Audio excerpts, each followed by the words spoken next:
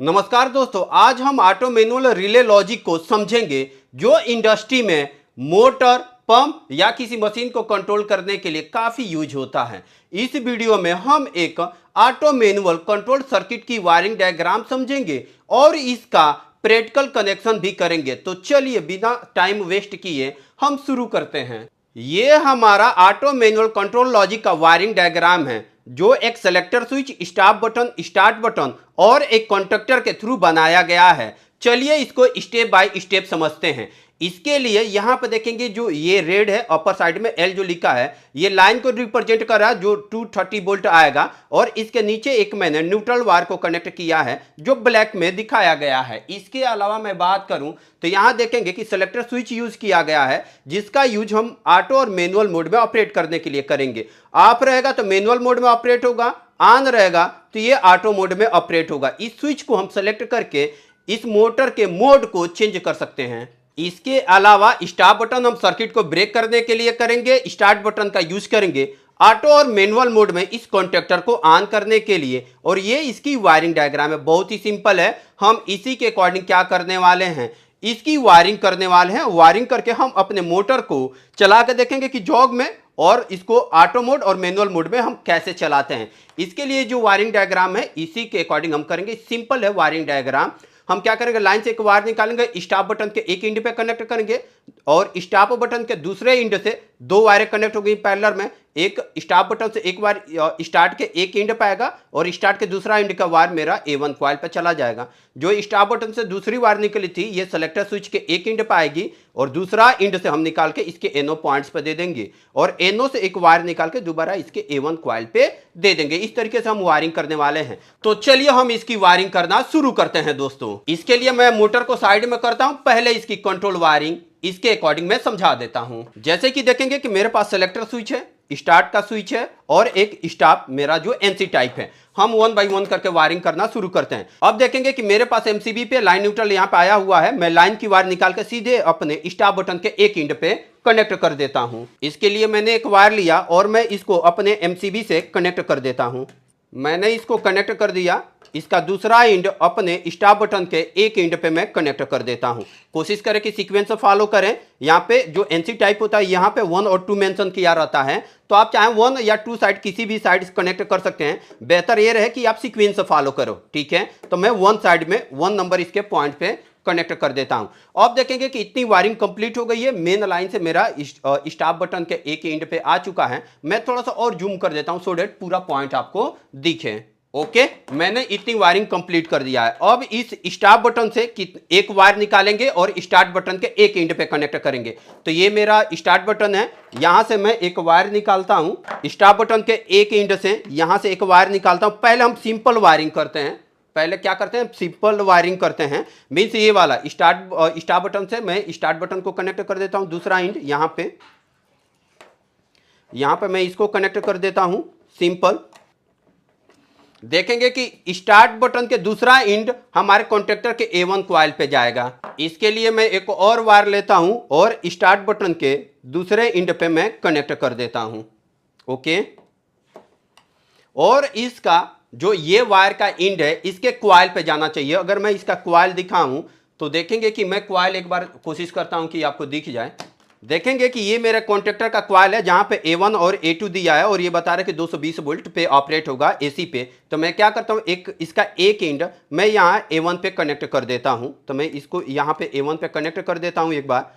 उसके बाद हम नेक्स्ट पॉइंट को देखेंगे। मैंने यहाँ पे कनेक्ट कर दिया है। अब पूरी सर्किट को देखते हैं एक बार।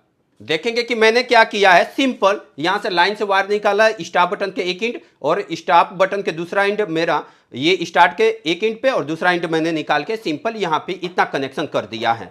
अब देखेंगे कि मेरे को अगर मुझे इस कॉन्टैक्टर को ऑन करना है तो यहां से न्यूट्रल इसके A2 पे भी डायरेक्ट कनेक्ट होना चाहिए। तो मैं इसके न्यूट्रल को भी क्या करता हूं, कनेक्ट कर देता हूं। तो न्यूट्रल सप्लाई लेने के लिए मुझे क्या करना होगा, मेरे पास जो MCB से यहाँ पे सप्लाई आ रही है मैं यहाँ पे कनेक्ट कर देता हूं। देखेंगे कि मैंने इसको कनेक्ट कर दिया है। इसका दूसरा एंड यही दोबारा मैं इस कॉन्टैक्टर के A2 कॉइल पे कनेक्ट करने वाला हूं। जैसे कि आपने यहां पे देखा था A1 पे मैंने यहाँ पे लाइन को डायरेक्ट पुश बटन से कनेक्ट कर दिया। यहाँ पे A2 पे मैं न्यूट्रल को कनेक्ट कर देता हूँ। सो डेट कॉन्टेक्टर को ऑन करने के लिए लाइन और न्यूट्रल दोनों की जरूरत होती है। जैसे कि देखेंगे A2 पे डायरेक्ट मेरा न्यूट्रल कनेक्ट है और A1 पे मैं इस पुश बटन के थ्रू लेके आया हूँ। तो मैं इसको कनेक्ट कर देता हूँ एक बार। अभी देखेंगे कि मैंने न्यूट्रल को भी डायरेक्ट कनेक्ट कर दिया है। इस वायर को थोड़ा सा हम ऐसे करके एडजस्ट कर देते हैं। ओके, अब देखेंगे कि इतनी वायरिंग कंप्लीट हो गई है, बट मुझे अभी सेलेक्टर स्विच की भी क्या करनी होगी दोस्तों, वायरिंग करनी होगी। ये मेरा जो सेलेक्टर स्विच है, अब सेलेक्टर स्विच की वायरिंग करने के लिए ये जो स्टॉप पुश बटन है, इसके इस एंड से मुझे एक वायर निकालना होगा और इस वायर को निकाल कर मैं सेलेक्टर स्विच के एक एंड पे कनेक्ट करूंगा। तो ये मेरा सेलेक्टर स्विच है। अब इसके लिए मुझे क्या करना होगा, इसके पॉइंट नंबर 2 को दोबारा से ओपन करना होगा। तो मैं एक बार ओपन कर देता हूं और यहां पे एक दूसरी वायर को कनेक्ट करता हूं। ये मेरा पैरेलल कनेक्शन को रिप्रेजेंट करता है। यहां पे मैं इसको कनेक्ट कर देता हूं। देखिए आप, मैं इसको यहां पे कनेक्ट कर देता हूं। इसको कनेक्ट करने के बाद ये जो वायर है मैं अपने सेलेक्टर स्विच पे कनेक्ट कर देता हूं। तो सेलेक्टर स्विच के एक एंड पे किसी भी एंड पे कनेक्ट कर सकते हैं। कोशिश कीजिए कि सीक्वेंस को फॉलो कीजिए, मतलब एनओ पे और 3 और 4 नंबर का पॉइंट होता है तो इसको 3 नंबर पे कनेक्ट कर लीजिए। ट्रबल शूटिंग थोड़ा सा ईजी हो जाता है इससे, कि अगर हम सीक्वेंस फॉलो करते हैं तो टाइटली कनेक्ट करेंगे। सो डेट लूज रहेगा तो स्पार्किंग करेगा, हो सकता है कि प्रॉपर कंटिन्यूटी न बने, तो टाइटली कनेक्शन करेंगे। देखेंगे कि जैसे कि स्टॉप बटन से यहां पे मैं दिखाऊं, देखेंगे कि स्टॉप बटन से एक वायर को निकाला और अपने सेलेक्टर स्विच पे एक एंड पे कनेक्ट कर दिया है। मैं थोड़ा और जूम कर देता हूं सो डेट आपको प्रॉपर दिखे। यहां से एक सेलेक्टर स्विच के एक एंड पे कनेक्ट कर दिया। अब इसका दूसरा एंड है जो सेलेक्टर स्विच का, यहां से निकाल के मैं अपने कॉन्टेक्टर के एनओ पे देने वाला हूं। तो मैं क्या करता हूं, यहां पे एक और वायर को मैं कनेक्ट करता हूं। इसके लिए मैं एक और वायर का यूज करता हूं। इस सेलेक्टर स्विच के एक इस एंड पे मैं कनेक्ट कर देता हूं। इसको मैंने इस एंड पे कनेक्ट कर दिया है। इसके बाद यहां से देखेंगे कि सेलेक्टर स्विच का जो दूसरा एंड से निकल रहा है ये कॉन्टेक्टर के एनओ पे कनेक्ट हो रहा है। ठीक है, तो मैं क्या करता हूं, इस कॉन्टेक्टर का एनओ पॉइंट ये है और एक एनओ पॉइंट ये है। आप किसी भी एंड पे क्या कर सकते हैं, आप इसको कनेक्ट कर सकते हैं। ओके, तो मैं इस एंड पे भी कनेक्ट कर सकता हूं या फिर इस एंड पे भी कनेक्ट कर सकता हूं। तो जैसे वायरिंग डायग्राम दिया तो मैं चलिए इसी एंड पे कनेक्ट कर देता हूं। ठीक है, तो मैं इस एंड पे यहां पे इसको कनेक्ट कर सकता हूं। आप किसी भी साइड कर सकते हैं। ये एक बस कॉन्टेक्ट्स पॉइंट है, ऑक्सिलरी कॉन्टेक्ट्स पॉइंट है। इसका हम यूज करते हैं कॉन्टेक्टर की होल्डिंग करने के लिए। तो मैं एनओ के इस पॉइंट पे कनेक्ट कर दिया है। आप किसी भी चाहें तो आप इस साइड भी कनेक्ट कर सकते थे। ठीक है, अब देखेंगे कि मुझे इस कॉन्टेक्टर के इस एनओ से एक वायर को निकालना है और इसके A1 कॉइल पे कनेक्ट करना है कॉन्टेक्टर का। तो इसके लिए भी मैं क्या करता हूं, एक वायर का यूज कर लेता हूं, ये टुकड़ा, और यहां पे इसके एनओ पॉइंट पे मैं क्या कर देता हूं, कनेक्ट कर देता हूं। देखिए मैं इसके एनओ पॉइंट पर कनेक्ट कर रहा हूं। इस वायर को हम कहां कनेक्ट करेंगे, इस वायर को दोबारा से ले जाके मैं A1 कॉइल पे कनेक्ट करने वाला हूं। तो देखेंगे कि मैंने इसको कनेक्ट कर दिया।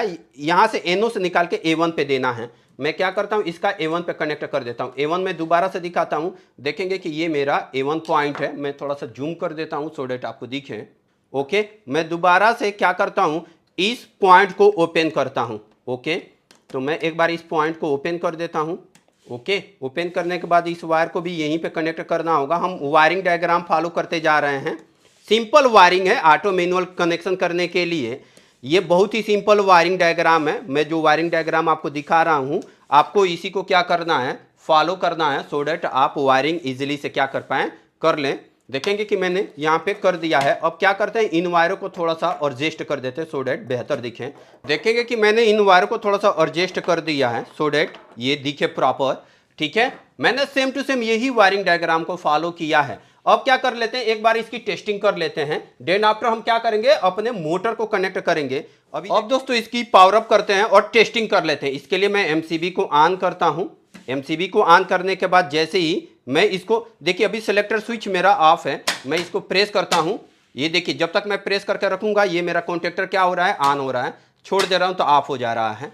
मैं प्रेस करके रखता हूं, ऑन हो जा रहा है, छोड़ दे रहा हूं तो ऑफ हो जा रहा है। अब चलिए सेलेक्टर स्विच जैसे देखेंगे कि यहाँ पे, और मैं इसको दिखाऊं, यहाँ पे मैं ऐसे दिखा देता हूँ। ओके, देखेंगे कि ये ऑफ रहेगा तो मैनुअल मोड में है और मैं इसको ऑन कर देता हूं।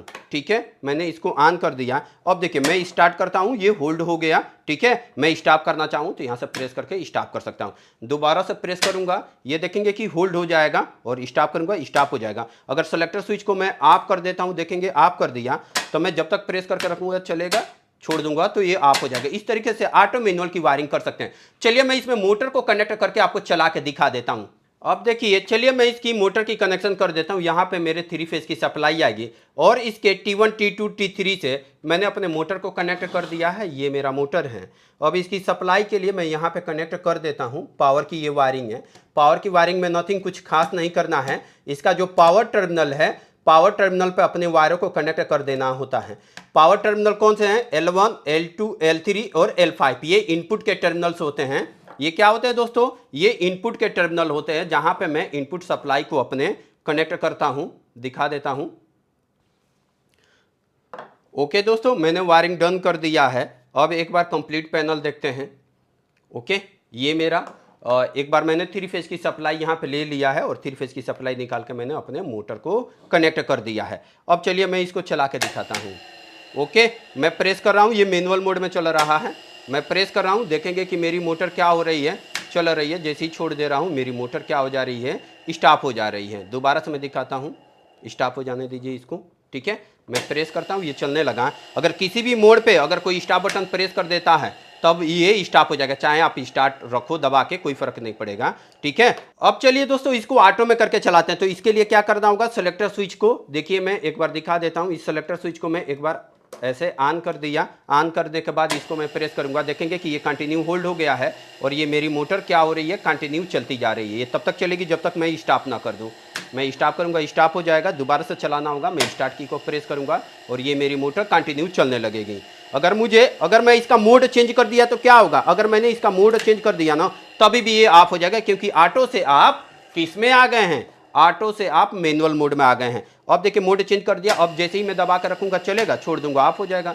दबा कर रखूंगा चलेगा, छोड़ दूंगा ऑफ हो जाएगा। तो दोस्तों इस तरीके से इस वायरिंग के अकॉर्डिंग आपने कंट्रोल की भी वायरिंग किया, पावर की भी वायरिंग करके आपने ये सीखा कि कैसे ऑटो मैनुअल के लिए हम सर्किट डिजाइन करते हैं यूजिंग RLC। तो दोस्तों ये ऑटो मैनुअल का लॉजिक इंडस्ट्री में मोटर, पंप और कन्वेयर में काफी जगह यूज होता है। अगर आप इंडस्ट्रियल इलेक्ट्रिशियन हैं या फिर ऑटोमेशन फील्ड में काम कर रहे हैं तो ये कंसेप्ट आपके लिए बहुत इंपॉर्टेंट है। अगर मेरे वीडियो आपको पसंद आ रहा है तो प्लीज दोस्तों को वीडियो को लाइक कीजिए, शेयर कीजिए, चैनल को सब्सक्राइब कीजिए। मिलते हैं नेक्स्ट वीडियो में, तब तक के लिए नमस्कार।